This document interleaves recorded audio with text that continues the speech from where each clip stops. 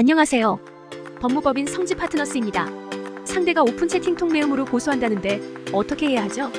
통신매체 이용 음란죄란 성적 욕망의 유발 또는 만족을 위하여 컴퓨터나 전화 등의 통신매체를 이용해 성적 수치심이나 혐오감을 불러일으킬 수 있는 소리, 사진, 영상, 글, 말 등을 상대방의 의사에 반하여 도달하였을 때 성립하는 범죄를 말합니다. 통매음의 경우 온라인에서 발생하는 사건이다 보니 상대와 직접 대면하고 있지 않아 타인에게 욕설이나 성적인 비하를 하였다가 고소를 당하는 사례가 많습니다. 일부는 온라인에서 상대방에게 수치심을 야기하는 것이 성범죄에 해당한다는 사실을 인지하지 못하는 경우도 있는데요. 그러나 엄연한 성범죄 중 하나에 해당하며 유죄가 인정된다면 2년 이하의 징역 또는 2천만 원 이하의 벌금형의 처벌을 받게 됩니다. 특히나 최근 온라인 사용량이 많아지고 그로 인한 성범죄가 증가하자 재판부는 강력한 처벌을 내리고 있으며 오픈 채팅 통매음의 대상이 아동 및 청소년과 같은 미성년자에게 향한 것이라면 더욱 무거운 처벌이 뒤따르게 됩니다. 본인은 장난으로 전달한 것이라 생각할지 몰라도 상대방이 성적 불쾌감을 느꼈다면 오픈 채팅 통매음이 인정되어 형사적인 절차를 진행하게 되므로 관련된 사안에 엮이게 되었다면 서둘러 법적 자문을 구하는 것이 좋습니다. 빠른 대처가 중요한 이유는 오픈 채팅 통매음의 경우 다른 성범죄 사안들에 비하여 증거를 확보하기 쉽기 때문인데요. 화면 캡처나 녹음, 주변인들의 증언 등 비교적 확실한 증거가 많으며 피해자와 합의가 이루어진다 하더라도 법적인 절차는 이어지게 되므로 법률가의 도움을 받아 처벌의 수위를 낮추는 것이 중요합니다. 오픈 채팅 통매음 경찰 조사 대응법.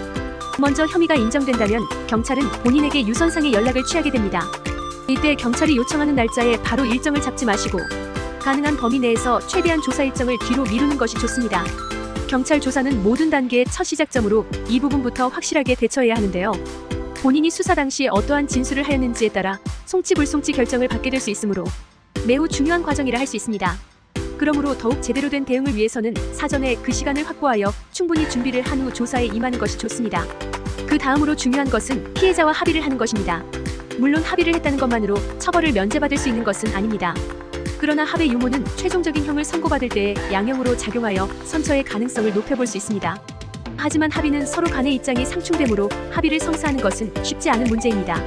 게다가 대리인을 대동하지 않고 피해자와 직접 접촉하는 것은 자칫 추가적인 가해로 이어질 수 있으므로 주의가 필요합니다.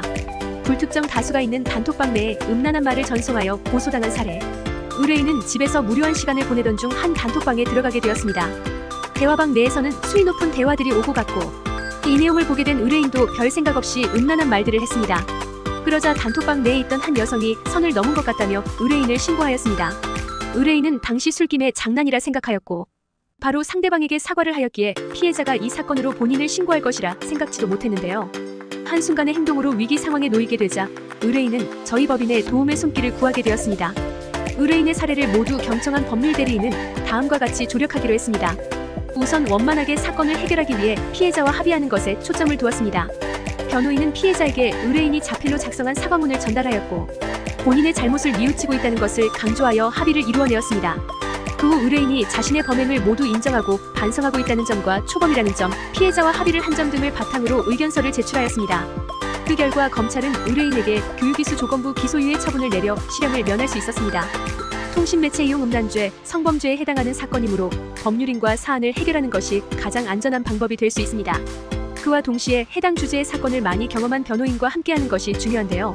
법무법인 성지 파트너스의 성공 사례를 알아보고 싶다면 글 하단의 홈페이지 링크를 통해 본인의 사례와 유사한 사건을 해결해본 경험이 있는지 확인해 보시기 바랍니다. 이상 법무법인 성지 파트너스였습니다. 감사합니다.